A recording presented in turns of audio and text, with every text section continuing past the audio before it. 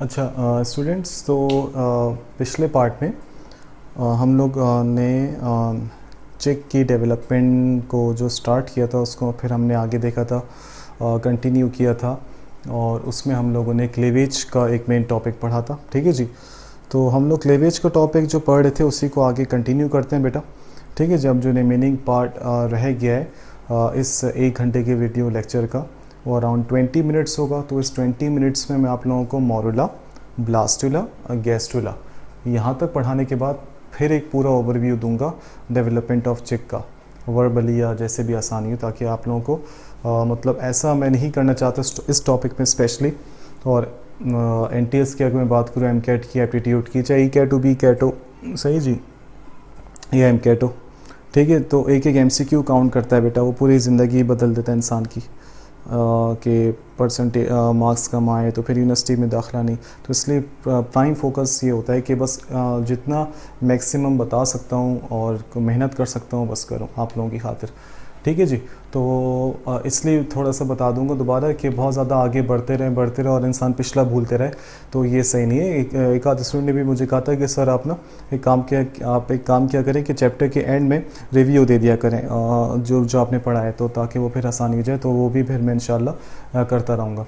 अब जो भी अगला चैप्टर होगा, जब मतलब जब ये वाला चैप्टर ख़त्म हो जाएगा, रिव्यू के अलावा की बात कर रहा हूँ, जो हम लोग रिव्यू के अलावा जो चैप्टर्स पढ़ रहे हैं, तो वो जब ख़त्म हो जाएंगे तो उस पूरे चैप्टर का एक रिव्यू भी दे दिया करूँगा।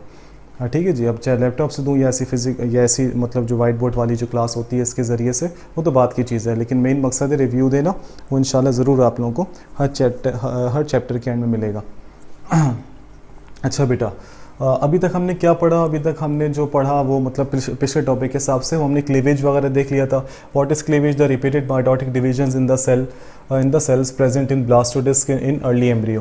ठीक है जी। ब्लास्टोडिस्क के एरिया में वो जो सेल्स हैं, ठीक है जी, उनमें जो रिपीटेड माइटोटिक डिवीजन होती है उसको हम लोग कहते हैं क्लेवेज। फर्स्ट टू क्लेवेज के हिसाब से हमने राइट एंगल देखा था, एक पार्ट वर्टिकल प्लेन में होता है, 4 सेल्स बनते हैं, सही है जी। उसके बाद फिर हमने थर्ड क्लीवेज देखी थी, हॉरिजॉन्टल प्लेन में होती है, जिसकी वजह से 4 ऊपर 4 नीचे 8 सेल्स बन गए।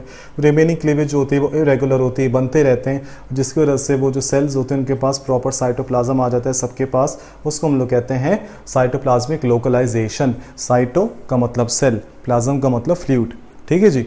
और वो जो ग्रुप ऑफ जो सेल्स हैं उनको हम लोग प्लास्टोमेयर्स भी कहते हैं। उनके ऊपर जो वो जो एक पूरी जो ग्रुप ऑफ सेल्स की जो लेयर बन जाती है उसको हम लोग कहते हैं ब्लास्टोडर्म।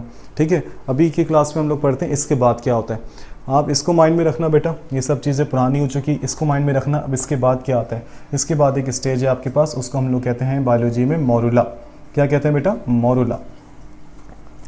तो हम लोग अब ये पढ़ते हैं, फिर मोरुला क्या चीज़ है, ब्लास्टुला, गैस्टुला। क्लीवेज को भी मैं नहीं मिटाता, ज़रूरी चीज़ है ना ये, तो इसलिए इसको माइंड में रखना है। मतलब मेन टॉपिक तो समझो अभी हमारा यही है। ठीक है जी। क्लीवेज तो चलो हो गई है। ठीक है जी। तो एक काम करते हैं ना, टॉपिक तो चलो है मेन ये, इसको मैं मिटा देता हूँ ताकि थोड़ी सी जगह बच जाए यार। बस सारा खेल जगह का। वाइट बोर्ड असल में छोटा है, इसका भी देखते हैं कुछ वाइट बोर्ड अगर कोई बड़ा बड़ा आ जाए आसानी हो जाएगी इंशाल्लाह।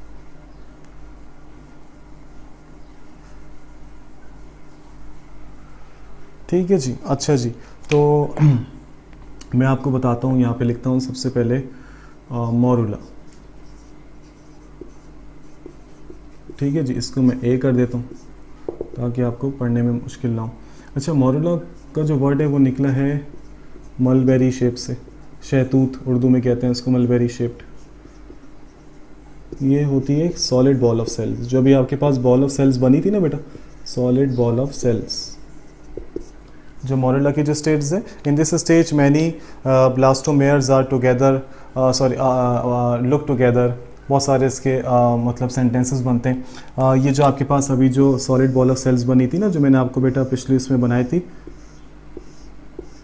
तो ये जो आपके पास ये जो सॉलिड बॉल ऑफ सेल्स बना था, इसको आप ऑफिशियल नाम से हम लोग जानते हैं मोरुला। क्या है बेटा इसका नाम? Morula, mulberry shaped. ठीक है जी। मोरुला के बाद जो एक आती है ना, एक स्ट्रक्चर जिसका नाम होता है ब्लास्टुला। मोरुला के बाद क्या बना बेटा? ब्लास्ट्यूला। अब ज़रा देखना मोरुला और ब्लास्टुला में फ़र्क क्या है। असल जो कहानी चेंज होना स्टार्ट होती है ना प्यारे बच्चों, वो यहाँ से स्टार्ट होती है। मोरुला और ब्लास्टुला में फ़र्क है। ब्लास्टुला को ब्लास्टुला क्यों कहते हैं? ब्लास्टुला को ब्लास्टुला इसलिए कहते हैं क्योंकि इसमें एक कैविटी बन जाती है जिसका नाम होता है ब्लास्टोसील।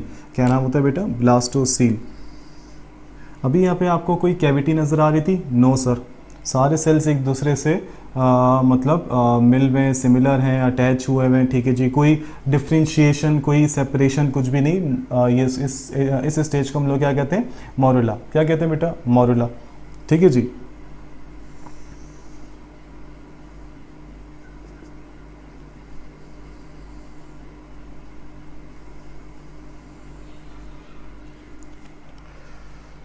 थोड़ा सा ऊपर नीचे हो गया तो उसके लिए सॉरी।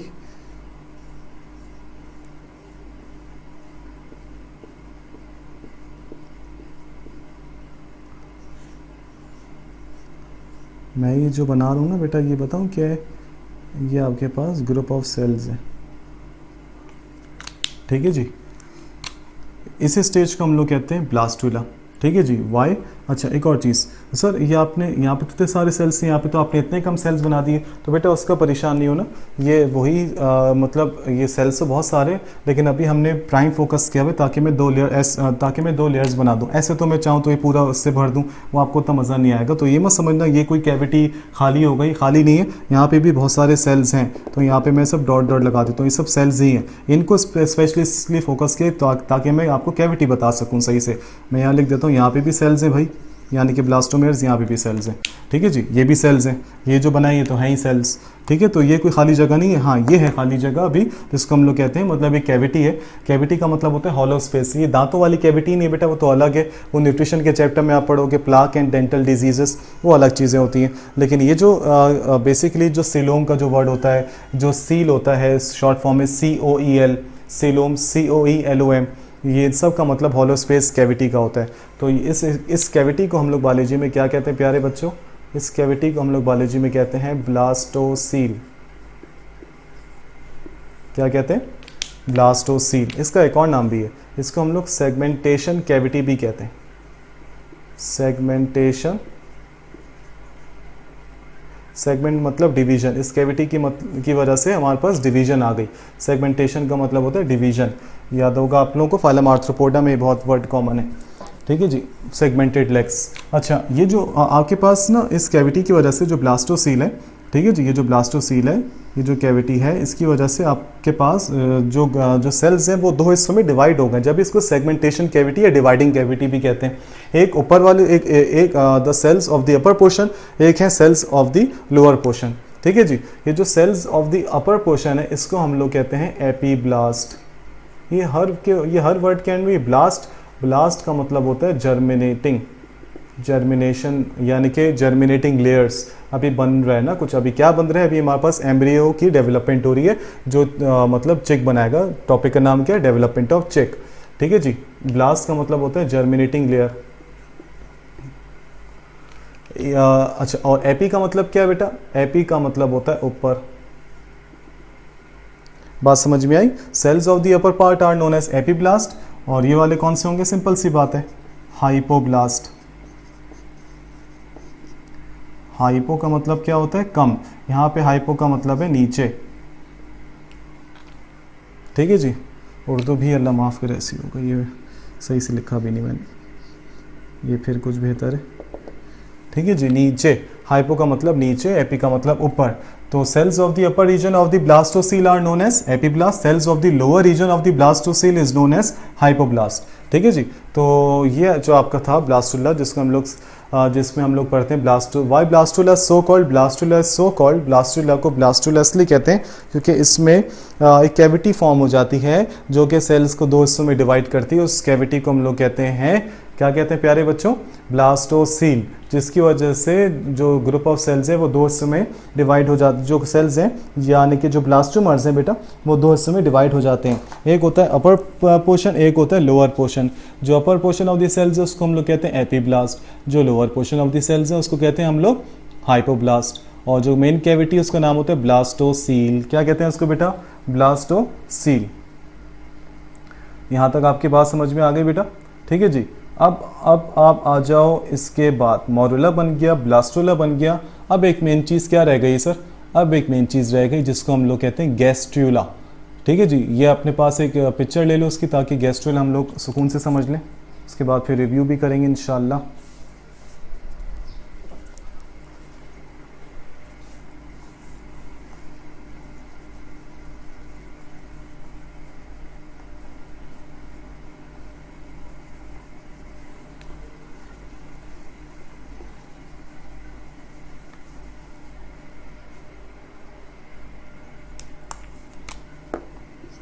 सी जो है वो उसका नाम है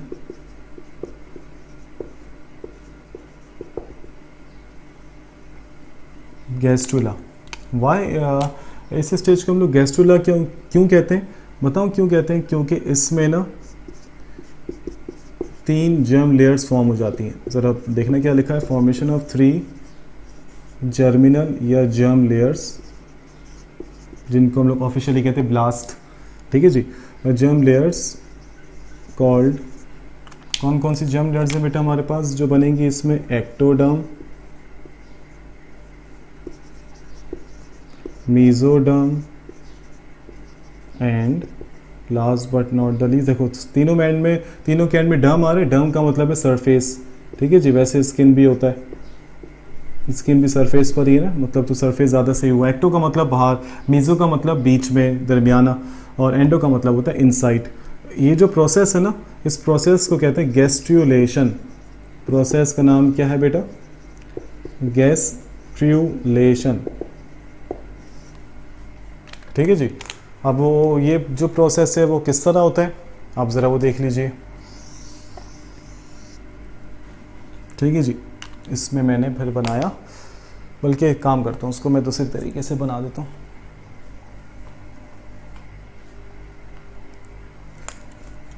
लेग से ही कर लेते हैं इसको।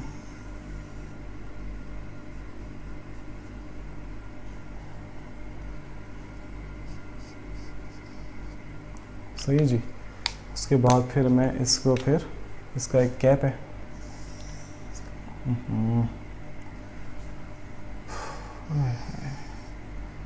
इसका एक कैप है, बल्कि इसको और ऊपर से करते हैं थोड़ा सा डायग्राम, ताकि क्लियर हो जाए ना आप लोगों को।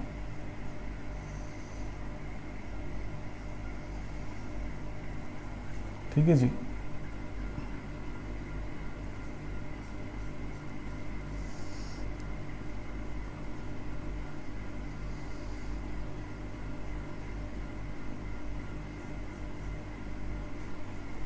ठीक है जी, ताकि ये आपको ज़रा अच्छे से क्लियर हो जाए।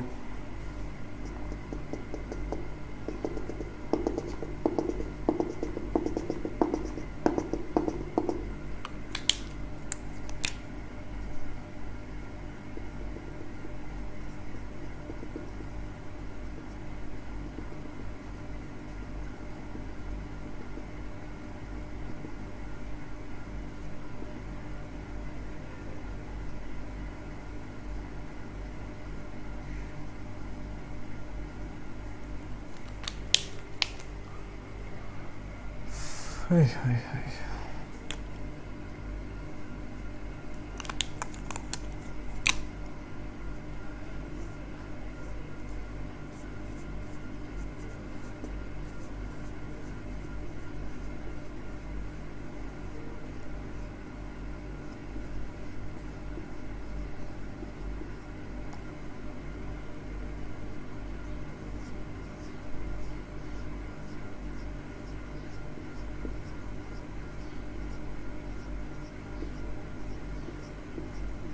ये जो मैं आपको बना के दिखा रहा हूँ ना, ये आप लोगों की आसानी के लिए, कंफ्यूज नहीं होना इसमें।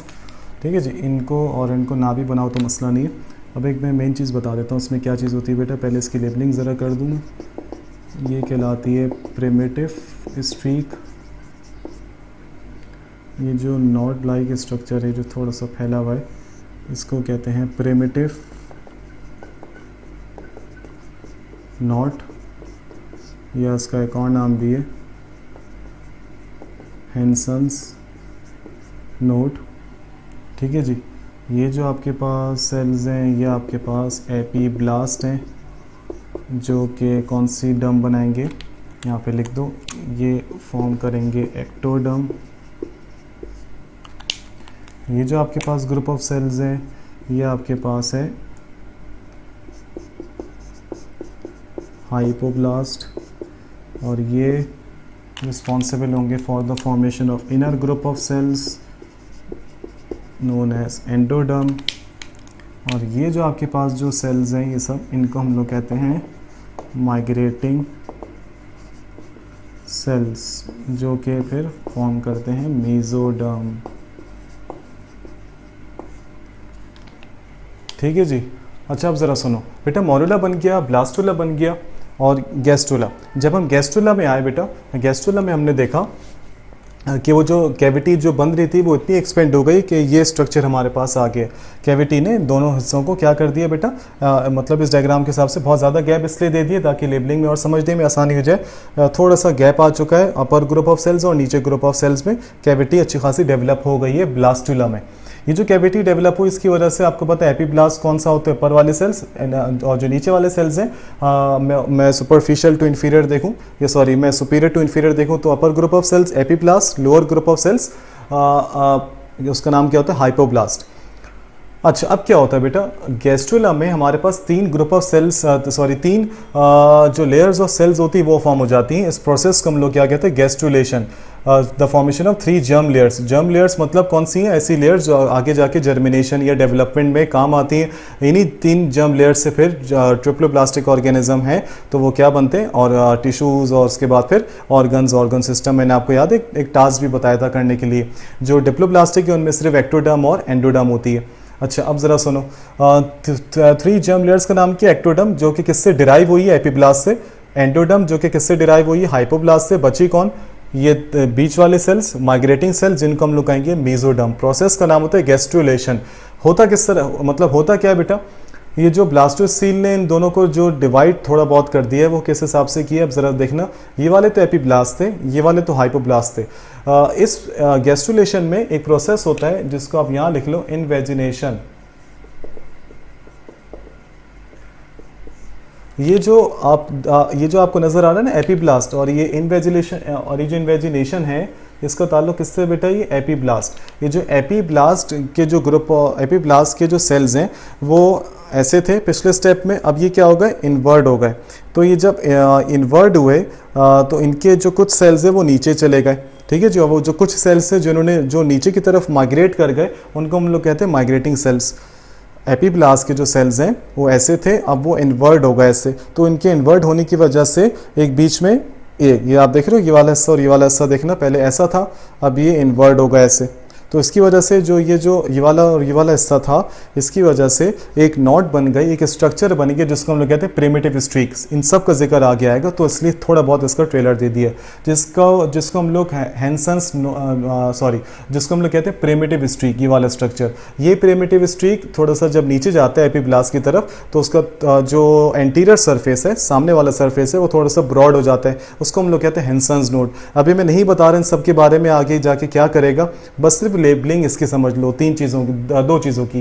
ये वाला जो स्ट्रक्चर है प्रिमिटिव स्ट्रीक है, ये कैसे बना, ये एक ऐसी एक ग्रूव है, डिप्रेशन है जो कि बना इनवर्ट फोल्डिंग ऑफ एपीब्लास्ट या एपीब्लास्ट के जो सेल्स होते हैं। और जो उसका इंटीरियर सरफेस है प्रिमिटिव स्ट्रीक का वो ब्रॉड होता है, थोड़ा सा वाइड होता है, उसको कहते हैं हैंसन्स नोड या प्रिमिटिव नॉट। नॉट का मतलब ही होता है गोलनुमा स्ट्रक्चर, आपको पता है नॉट, जिसको हम लोग कहते हैं नॉट लगा दो।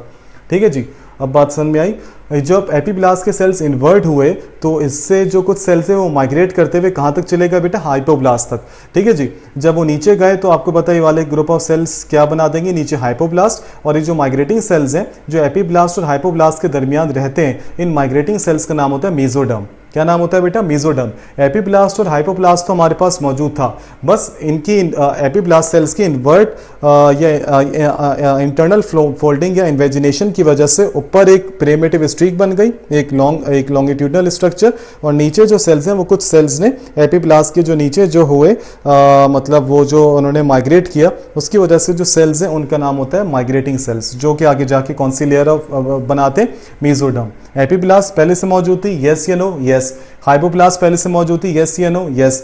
आईपी ब्लास्ट के सेल्स की इन्वेजिनेशन की वजह से जो सेल्स बीच में आए माइग्रेटिंग सेल्स, वो फिर आगे जाके मेसोडर्म बनाएंगे। तो अब आपके पास गैस्ट्रुला पूरा कंप्लीट हो गया। ठीक है जी, morula solid ball of cells, blastula एक कैविटी बन गई थी जो इसने ऊपर और नीचे वाले सेल्स को डिवाइड कर दिया था, ऊपर वाले एपीब्लास्ट, नीचे वाले हाइपोब्लास्ट, और जो थर्ड बना वो आपके पास गैस्ट्रुला बना, जिसमें आपके पास एपीब्लास्ट से एक्टोडर्म, हाइपोब्लास्ट से एंडोडर्म, दरमियान में जो एपीब्लास्ट के जो सेल्स की वजह से जो कुछ सेल्स नीचे माइग्रेट हो गए थे टुवर्ड्स द आप कह सकते हो कि ग्रेविटी या डाउनवर्ड पोर्शन या हाइपोब्लास्ट, उन माइग्रेटिंग सेल्स को हम लोगों ने नाम दिया था मेसोडर्म का। ठीक है जी, और एपीब्लास्ट की इन्वेजिनेशन की वजह से ऊपर एक जो स्ट्रीक बनी थी उसका नाम था प्रिमिटिव स्ट्रीक, जिसकी एंटीरियर सरफेस नीचे और सामने आप कह सकते हो कि एंटीरियर इंफीरियरली, नीचे और सामने, ठीक है जी, सामने और नीचे को इंटीरियर इंफीरियरली बोलते हैं। ठीक है जी, इंटीरियर का मतलब सामने, इंफीरियर का मतलब नीचे, उसको उस नोट को हम लोग कहते हैं हैंसन्स नोट या प्रिमिटिव नोट। ठीक है जी, तो यहाँ तक बात समझ में आई बेटा। तो इंशाल्लाह फिर आपको मैं काम करता हूँ, काम ये है कि इसका एक और जब मैं पार्ट बनाऊंगा उसमें मैं स्टार्ट में रिव्यू दे दूंगा, ताकि फिर आपका वो 1 घंटा ये बन गया और 35 मिनट्स के पहले बनाई भी 21 मिनट्स की हो गई, तो उसके हिसाब से फिर आपको क्या हो जाएगा बेटा, आसानी हो जाएगी इंशाल्लाह। तो रिव्यू ज़रा तुम लोग भी करना। अगली जो इसका जो पार्ट होगा उसमें मैं सबसे पहले रिव्यू दूंगा डेवलपमेंट ऑफ चिक के हवाले से, पूरा यहाँ तक लेकर जाने के बाद फिर इंशाल्लाह आगे स्टार्ट करूँगा। तो तब तक इंशाल्लाह सब चीज़ों को नोट कर लो। अपना बहुत ख्याल रखना बेटा। अल्लाह हाफिज़।